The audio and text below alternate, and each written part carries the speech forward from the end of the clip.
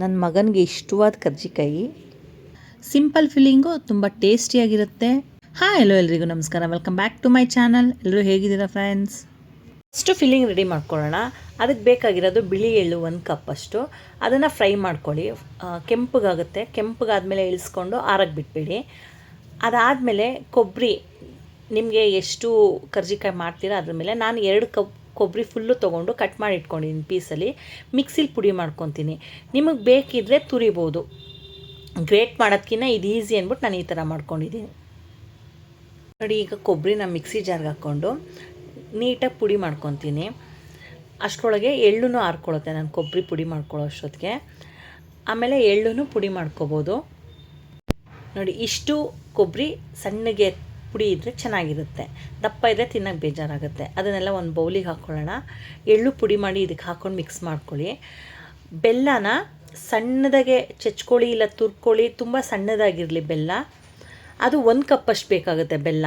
ನೀವು ಸ್ವಲ್ಪ ಸ್ವೀಟ್ ಜಾಸ್ತಿ ತಿಂತೀರಾ ಅಂದರೆ ಸ್ವಲ್ಪ ಜಾಸ್ತಿ ಹಾಕ್ಕೊಳ್ಳಿ, ಇಲ್ಲಾಂದರೆ 1 ಕಪ್ಪಷ್ಟು ಸಾಕು.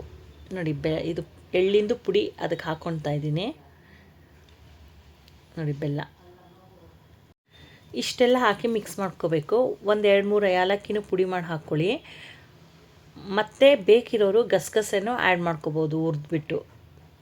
ಬೆಲ್ಲ ಎಷ್ಟು ನುಣ್ಣಗೆ ಮಾಡ್ಕೊತೀರೋ ಅಷ್ಟು ಚೆನ್ನಾಗಿರುತ್ತೆ, ಇಲ್ಲಾಂದರೆ ಬಾಯಿಗೆ ಒಂಥರ ಗಟ್ಟಿ ಗಟ್ಟಿ ಅನಿಸುತ್ತೆ ತಿನ್ನೋವಾಗ.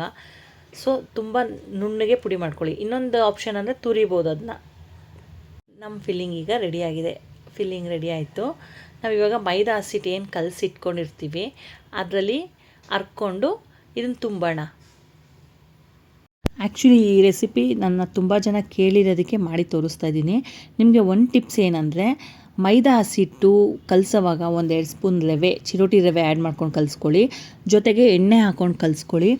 ಸ್ವಲ್ಪ ಸೋಡಾ ಹಾಕ್ಕೊಳ್ಳಿ. ಆವಾಗ ನಿಮ್ಗೇನಾಗುತ್ತೆ, ಕ್ರಿಸ್ಪಿಯಾಗಿರುತ್ತೆ, ಒಳಗಡೆ ಎಲ್ಲ ಫುಲ್ಲು ಬೆಂದಿರುತ್ತೆ. ಮತ್ತು ಇನ್ನೊಂದು ಏನಂದರೆ, ನೀವು ಫಿಲ್ ಮಾಡಿ ಏನು ಇಟ್ಕೊಂಡಿರ್ತೀರಲ್ಲ ಅದನ್ನು ಎಣ್ಣೆ ಚೆನ್ನಾಗಿ ಕಾಯ್ದಮೇಲೆ ಸ್ಟವ್ ಸಣ್ಣ ಮಾಡಿಬಿಟ್ಟು ಸಣ್ಣ ಉರಿ ಬೇಯಿಸಬೇಕು. ನೀವು ತುಂಬ ಕಾಯ್ದಿರೋ ಎಣ್ಣೆಗೆ ಹಾಕಿದ ತಕ್ಷಣ ಕೆಂಪಾಗ್ಬಿಡುತ್ತೆ, ಒಳಗಡೆ ಬೆಂದಿರಲ್ಲ. ಅದೊಂದು ಮಿಸ್ಟೇಕ್ ಮಾಡಿಬಿಡಿ. ಎಣ್ಣೆ ಕಾಯ್ದಿದ ತಕ್ಷಣ ಸ್ವಲ್ಪ ಸಣ್ಣ ಉರಿ ಮಾಡ್ಕೊಳ್ಳಿ. ಸಣ್ಣ ಉರಿಲಿ ಕುಕ್ ಮಾಡ್ಕೊಳ್ಳಿ. ಅದು ಕೆಂಪಗೆ ಬೇಯಬೇಕು. ಬೆಳ್ಳಗಿದ್ರೆ ಅದು ನಾರ್ ಥರ ಆಗುತ್ತೆ. ನೋಡಿ, ನಾನು ಈ ರೀತಿ ಕರ್ಜಿಕಾಯಿ ಮಡ್ಚೋದ್ರಲ್ಲಿ ಮಡ್ಚಿಬಿಟ್ಟು ಒಂದು ಸಲಿಗೆ ಎಷ್ಟು ಬೇಯಿಸೋಕ್ಕಾಗುತ್ತೆ ಅಷ್ಟೂ ರೆಡಿ ಮಾಡಿ ಇಟ್ಕೊಂಡಿದ್ದೀನಿ. ಇನ್ನೊಂದು ಟಿಪ್ಸ್ ಏನಂದರೆ, ಇದು ಓಪನ್ ಆಗುತ್ತೆ ಕೆಲವರಿಗೆ ಅಂತ ಹೇಳ್ತಾರೆ. ಅದಕ್ಕೆ ನೀವು ಒಂಚೂರು ನೀರಿಗೆ 1 ಸ್ಪೂನಷ್ಟು ಮೈದಾ ತೆಳ್ಳಗೆ ಕಲಸಿಟ್ಕೊಂಡು ಅದನ್ನು ಸವರ್ಬಿಟ್ಟು ಪ್ರೆಸ್ ಮಾಡಿದ್ರೆ ಅದು ಓಪನ್ ಆಗೋಲ್ಲ.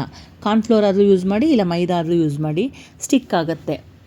ಡೀಪ್ ಫ್ರೈ ಮಾಡೋವಾಗ ಎಣ್ಣೆ ಚೆನ್ನಾಗಿ ಕಾಯಬೇಕು, ಬಟ್ ಸ್ಟವ್ ಸಣ್ಣ ಮಾಡ್ಕೋಬೇಕು, ಕೆಂಪುಗೆ ಬೇಯಿಸಬೇಕು.